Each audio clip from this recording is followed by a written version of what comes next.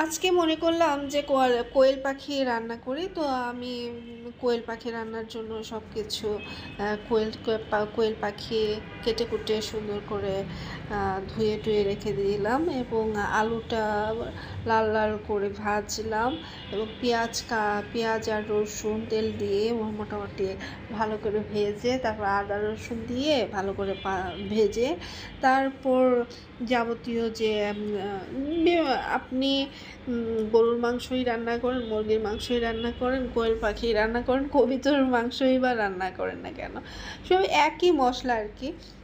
ধরেন যে হলুদ, মরিচ, ধনিয়া, জিরা, আদা রসুন, তারপর গরম মশলা, এগুলো দিয়ে ভালো করে কষিয়ে টষিয়ে তারপরে মশলাটা ভালো করে কষিয়ে তেল ওঠা পর্যন্ত এরপরে মাংসটা দিয়ে আবার কষাবেন। এরপর কষিয়ে টষিয়ে ভালো করে কষাইতেই থাকবেন ভালো করে। আর যেহেতু ছোট কোয়েল পাখি কিন্তু মানবদেহের জন্য খুবই উপকারী। হ্যাঁ, যেরকম কবুতরের মাংস যেরকম উপকারী, কোয়েল পাখিও ঠিক সেরকমই উপকারী। তো আপনি কোয়েল পাখি কম কম করে খাবেন, বেশি করে খাবেন না।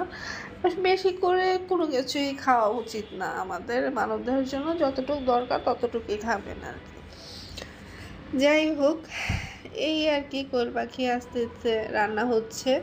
আর কোয়েল পাখি যেহেতু ছোট ছোট সাইজের, তো এই জন্য আপনি বেশি করে পানি দিবেন না, হালকা একটু শেষের দিকে আলু টালু দিয়ে ভালো করে আবার একটু নাড়াচাড়া করে তারপর পানি দিয়ে দিবেন।